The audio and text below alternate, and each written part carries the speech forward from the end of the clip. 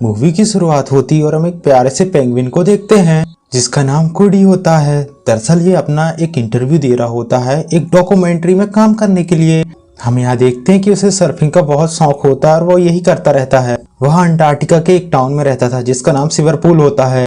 यहाँ के सारे पेंगुइन जब भी हुडी को सर्फिंग करता हुआ देखते थे तो वह सोचते थे कि वह निकम्मा है। हमें यहाँ पता चलता है कि उनके लिए ये कोई बड़ी बात नहीं थी, पर कूडिंग भी उनकी किसी बात पर ध्यान नहीं देता था और हमेशा ही सर्फिंग में लगा हुआ होता है। तभी उसकी मॉम को हम देखते हैं, साथ ही ग्लेन को देखते हैं जो कि उसका बड़ा भाई होता है। उसे भी कूडी का इस तरीके से यह सर्फिंग करना पसंद तो होता ही नहीं है। हमें यहाँ पता चलता है कि कूडी के पिता नहीं होते हैं, दरअसल एक शार्क के अटैक के कारण उनकी जान चली गई थी। कूडी उस डॉक्यूमेंट्री के बारे में बताता है, साथ ही एक सर्फिंग चैंपियन के बारे में भी उन्हें बताता है जिसे वह अपना आइडल मानता है, विग जी, जिसने दुनिया की बहुत सारी सर्फिंग चैंपियनशिप्स जीती हुई होती है।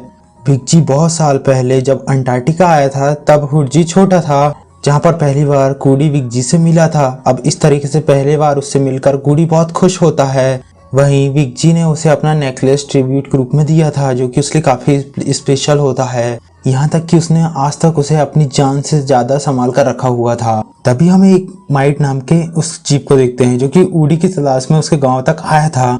वह उसे मिलकर बताता है कि मैं पास के पेंगू आइलैंड से आया हूँ, जहाँ पर कुछ ही दिन बाद विग जी मेमोरियम सर्फिंग कंपटीशन होने वाला है और मैं उसे पार्टिसिपेट करने के लिए लोगों की तलाश करते हुए यहाँ तक आया हूँ। अब हुडी उसकी बातों को सुनकर बहुत ज्यादा खुश हो जाता है क्योंकि उसे लगता था कि ये उसके लिए एक अपॉर्चुनिटी है। अब वह माइक को इम्प्रेस करना चाह रहा था सर्फिंग करके दिखाकर, पर उस समय लहरें नहीं हो पाती और वह कुछ नहीं कर पा रहा था। अब इन सब चीजों से माइक इरिटेट होकर वहां से जाने लगता है और वह कहता है कि अगले साल ही तुम कॉन्टेस्ट में भाग ले पाओगे। पर हम यहाँ वुडीज को देखते हैं जो कि इस मौके को बिल्कुल भी नहीं छोड़ना चाहता है, इस अपॉर्चुनिटी को, इसलिए वह सर्फिंग करते ही उसका पीछा करता है। अब कूडी की इतनी ज्यादा जुनून और सर्फिंग के लिए प्यार को देखकर माइक उसे कॉन्टेस्ट में पार्ट लेने के लिए मान जाता है, उसे अलाउ कर देता है। अब कूडी यहाँ पर एक फ्रैंक से मिलता है जो कि उसी की जैसे में इस साल लेने के लिए आया था। इन दोनों के शौक एक ही थे और स्वभाव भी एक जैसा था, इसलिए दोनों ही दोस्त बन जाते हैं। अब कूडी जब पेंगो आइलैंड में पहुंचता है तो वह हिलानी नाम की एक पेंगुइन को देखता है जिसे वह पहली नजर में देख के ही उसे पसंद करने लगता है। फिर जब जूही उसे मोटिवेट करता है तो वह जाकर उससे बातें भी करता है, पर वह उसे कुछ नहीं कह पाता और साथ ही जूही को भी कुछ कहने से रोक देता है। वहीं उसे विग जी की एक सर्फबोर्ड को देखने को मिलती है जिससे कि विग जी बहुत यूज करता था और साथ ही उसे ये भी पता चलता है कि बहुत दिनों पहले एक सर्फिंग मुकाबले के दौरान विग जी की जान चली गई और उसकी ये बोट टूट गई और उसका मुकाबला ए टैंक जीरो नाम के एक अलग पेंगुइन से हुआ था। और उसी साल के बाद से हर साल विग जी की याद में ये कॉन्टेस्ट उसी आइलैंड में रखा जाता है। तब कूडी यहाँ पर नोटिस करता है कि वही सर्फर विग जी की जो सर्फबोर्ड थी उस पर पत्थर फेंक रहा होता है। हमें पता चलता है क्योंकि विग जी का वह कॉम्पिटिटर था इसलिए वह उसे बिल्कुल भी पसंद नहीं करता था। कूडी डैन की इस हरकत को देखकर उसको गुस्सा होता है और उसे रोकने की कोशिश करता है, पर जब वह कूडी के पास विग जी का नेक्सस देखता है तो वह उसका भी मजाक बनाने लगता है। साथ ही वह विग जी को बुरा बुला कहता है, उसके बारे में बुरा कहता है, तो वह विग जी को भी कूडी को यहाँ पर बहुत ज्यादा गुस्सा आता है। अभी दोनों लड़ ही रहे होते कि तभी यहाँ पर कॉन्टेस्ट का ऑर्गेनाइजर आकर दोनों को ही शांत करता है। अब कूडी को अपने आइडियल विग जी की इमेज को बचानी थी, इसलिए वह टैंक को चैलेंज करता है कि तुम जब भी चाहो मेरे साथ सर्फिंग का मुकाबला कर सकते हो कहीं भी। ये सुनकर जो ऑर्गेनाइजर था वो उन दोनों के बीच में मुकाबला रख पाता है। यहाँ पर हमें पता चलता है कि कूडी को पूरा भरोसा होता है कि वह डैन को हरा देगा, पर होता कुछ अलग ही है। कूडी अचानक से ही अपनी सर्फबोर्ड से गिर कर रहे लोग के बीच पानी में डूबने लगता है। तब लाली इन समय में जाकर उसे बचाती है और उसे होश में लाने की कोशिश करती है, पर बहुत कोशिश करने के बाद में भी वह अपनी इंजरी के कारण होश में नहीं आ पा रहा था। इसलिए लाली उसे उठाती है और अपने अंकल गिग के पास उठाकर ले जाती है, जहाँ पर उसे पता चलता है कि उसे तो एक फायर आर्टिस्ट ने डंक मारा था जिसके लिए उसकी यह हालत थी। अब वह उसके अंकल उसे ठीक कर देते हैं और बहुत ही जल्द कूडी को भी होश आ जाता है, पर क्योंकि उसमें वीकनेस थी इसलिए वह उसे रात के लिए आराम करने के लिए अपने अंकल के पास ही छोड़कर वहां से चली जाती है। अब सुबह होते ही हम गिग को देखते हैं जहाँ पर कूडी बिल्कुल भी ठीक हो चुका था, पर वह नोटिस करता है कि उसका नेकलेस तो उसके पास है ही नहीं, इसलिए वह घबराकर वहां पर चारों तरफ उसे ढूंढता है, पर वह उसे बिल्कुल भी नहीं मिलता। वह काफी निराश भी हो जाता है। यहाँ पर उसे नॉर्थ वीक का रास्ता बताकर वहां से चला जाता है, पर कूडी सोच रहा होता है कि क्योंकि वह टैन से हार चुका है तो वह सभी को अपनी शक्ल कैसे दिखाएगा, इसलिए वह वहां पर नहीं जाना चाहता है। वही हम देखते हैं उसके अंकल को जो कि उसके नेकलेस को ढूंढ लेते हैं और लाकर कूडी को देते हैं। तभी वह वहां पर नोटिस करते हैं कि कूडी उदास होकर एक जगह पर बैठा हुआ है। वह उस नेकलेस को देखकर तो बहुत ज्यादा खुश होता है, पर वह साथ में उसे बताता है कि वह अब सर्फिंग कॉन्टेस्ट में भाग नहीं लेगा। जहाँ पर गीक उसे बताता है वैसे भी इस मुकाबले का तो कोई फायदा ही नहीं है। जहाँ पर वह इस बात पर भी ध्यान देता है कि कोडी जिस लकड़ी के ऊपर बैठा हुआ होता है वही इसी लड़की से दुनिया की सबसे अच्छी सर्फबोर्ड बनाई जाती है।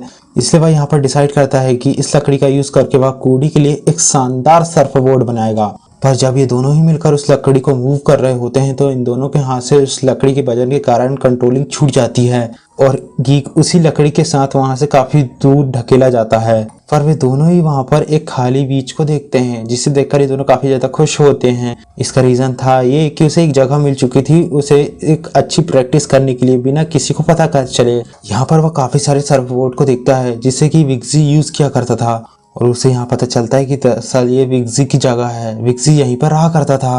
पर हम यहाँ गीक को देखते हैं जो कि सारी बातों को छोड़कर एक पुरानी झोपड़ी के पास जाता है और वहाँ की चीजों को उठाकर उदास होने लगता है। तब कोडी को यह समझ आता है कि दरअसल तो गीक ही विक्सी था और जब गीक को ये पता चलती है तो वह उससे काफी सारे क्वेश्चन पूछता है, जैसे उससे यहाँ छुपने का कारण। पर गीक उसकी सारी बातों को टाल देता है। अब कोडी यहाँ सोचता है कि अगर किसी तरीके से विक्सी उसे सर्फिंग की ट्रेनिंग देगा तो वह बैन को जरूर हरा देगा। फिर वो वहां से विक्सी के एक सर्फबोर्ड को उठाता है और सर्फिंग करने का ट्राई करता है, पर वह अच्छे से सर्फिंग नहीं कर पा रहा होता है और बार बार गिर जाता है। विक्सी उससे अपना सर्फबोर्ड वापस ले लेता है। फिर वह उससे कहता है कि अगर तुम्हें सर्फिंग सीखना है तो सबसे पहले तुम्हारा अपना बोर्ड सर्फिंग बोर्ड तुम्हें बनाना होगा। फिर वह कोडी को सर्फबोर्ड बनाने की ट्रेनिंग देता है, पर ट्रेनिंग के बाद में भी वह सर्फबोर्ड नहीं बना पा रहा था और उसके सारे सर्फबोर्ड पानी में आते ही टूटने लगते हैं। हम देख पा रहे थे कि विक्सी अब किसी भी काम को सीरियसली नहीं करता। जैसे कोडी उससे गुस्सा होता है और वहां से चले जाने लगता है, पर रास्ते में चलते चलते वह लानी से टकरा जाता है और वह उसे बता देता है कि तुम्हारे अंकल ही विक्सी हैं। पर हमें यहाँ पता चलता है कि दरअसल लानी को इस बात के बारे में पहले से ही पता था। पर जब लानी को पता चलता है कि कोडी ही विक्सी को उसके बीच तक ले गया तो वह उस बात में काफी ज्यादा खुश हो जाती है, क्योंकि वह ऐसा करने में कई सालों से नाकामयाब रही थी। फिर वह कोडी को थैंक यू कहते हुए कहती कि क्या तुम ऐसी जगह पर चलना चाहते हो जहाँ पर तुम काफी ज्यादा इंजॉय करोगे। अब कोडी यहाँ पर उसे हाँ कर देता है, जहाँ पर वह उसे एक गुफा पर ले जाती है, जहाँ पर ये दोनों ही सर्फिंग करते हैं और पूरी की पूरी गुफा के चक्कर लगाते हुए रोमांचक सफर में तय करते हैं। वहीं रानी उसे विक्सी के बारे में बताती है। कोडी वहां से निकल कर बीच में वापस से पहुंच जाता है, जहां पर वह पूरे फोकस के साथ विक्सी की बातों को याद करते हुए अपने लिए सर्फबोर्ड बनाने के काम में लग जाता है। कोडी भी ये सब देखकर विक्सी ये सारी चीजों को चुप कर देख रहा होता है और उसे ये सारी चीजों को देखकर काफी खुशी हो रही होती है। जब अगली सुबह होती है तो विक्सी देखता है कि कोडी ने अपने लिए एक अच्छा सर्फबोर्ड बना लिया था, जो कि काफी अच्छा था। अब कोडी विक्सी से आगे की चीजों के बारे में पूछता कि उसे आगे क्या करना है, लेकिन हम यहाँ देख पा रहे थे कि दरअसल विक्सी किसी भी चीज के लिए सीरियस नहीं होता और वह उसे ऐसी ट्रेनिंग देता है मजे मजे में जिसका सर्फिंग में कोई उपयोग ही नहीं था। पर बाद में जब वह इन सारी चीजों को एंजॉय करने लगता है तो विक्सी उसे रियल ट्रेनिंग के लिए उतारता है, साथ में भी वह उसके साथ सर्फिंग भी करता है और उसे काफी सारी चीजों को भी सिखाता है। अब इन दोनों को लाली भी ज्वाइन कर लेती है और वह ये दोनों ही उससे सर्फिंग के बारे में काफी कुछ सीखते हैं, उसमें की जाने वाली गलतियों को ये समझते हैं। फिर हम देखते हैं शाम को यहाँ पर ये लोग बैठे होते हैं। कोडी अब विक्सी को उसका परफॉर्मेंस देखने के लिए आने को कहता है, पर विक्सी ये सब करने के लिए उसे इनकार कर देता है। अब यहाँ पर कोडी को गुस्सा आता है और वह उससे इस सारी चीजों का रीजन पूछता है। अब विक्सी भी सारी रीजन को उसे बताने लगता है। वह उसे बताता है कि बहुत समय पहले मेरे और टैंक के बीच एक मुकाबला हुआ था। मुझे यहाँ पर पूरा भरोसा था कि मैं इस मुकाबले में जीत जाऊंगा, पर जब मुकाबला हुआ तो टैंक ने मुझे मुकाबले में हरा दिया। पर आखिरकार ओवर कॉन्फिडेंस के कारण मैं हार गया और मैं काफी पछतावे में रहा और मेरे अंदर इतनी ताकत नहीं थी कि मैं किनारे में पहुंचकर अपने निराश हुए फैंस का सामना कर सकूं। इसलिए मैंने गायब होना ही सही समझा। मैंने अपने मरने का नाटक किया। जब विक्सी की सारी बातें कोडी सुनता है तो वह सोचता है कि मैं तो आपको एक बहादुर और ईमानदार समझता था, पर मुझे नहीं पता था कि आप इस तरीके से हार मान जाओगे। अब इन बातों पर उसे काफी ज्यादा गुस्सा आता है और उसका जो नेकलेस विक्सी ने उसे दिया था वो उसे तोड़कर पानी में फेंक देता है। फिर अपने सर्फबोर्ड को उठाता है और वहां से चल देता है। फिर वह अगली सुबह बीच पर पहुंचता है जोई के साथ। हमें यहाँ पता चलता है कि थोड़ी देर में ही कॉन्टेस्ट चालू होने वाला था। यहाँ पर डैंक और बाकी सभी लोग उसकी हार के लिए उसका मजाक बना रहे होते हैं, लेकिन कोडी उनकी किसी भी बात पर ध्यान नहीं देता। फिर वह कॉन्टेस्ट में पार्ट लेता है जहाँ पर उन्हें उन सभी लोगों की बातें याद आ रही होती है जो कि उसे निकम्मा समझकर उसकी बेइज्जती करते थे। और इसी गुस्से के साथ और हौसले के साथ वह काफ़ी अच्छा परफॉर्म करता है और फाइनल लिस्ट में वह उसका नाम आ जाता है, जिस लिस्ट में 3 कॉम्पिटिटर थे, कोडी, जोगी और डैन। हम यह देखते हैं कि दरअसल बिग जी भी पीछे से कोडी को देखने के लिए यहाँ पर छुपकर आया हुआ था। हम ये देख पा रहे थे कि जोई इस मुकाबले के लिए बिल्कुल भी सीरियस नहीं होता, पर फिर भी जब थर्ड राउंड होता है तब टैंग उन दोनों को ही नहीं हरा पाता और यहाँ पर कोडी अपने आप को जानबूझकर पीछे करता है और अपने दोस्त को जीतने देता है।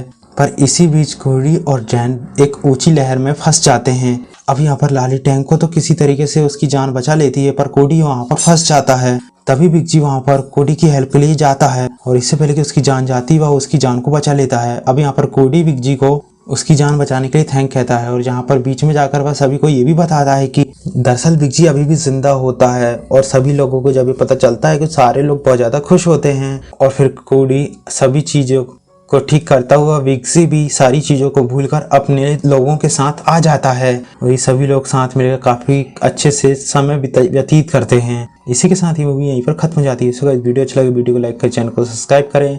मिलते हैं नेक्स्ट वीडियो में, तब तक के लिए बाय।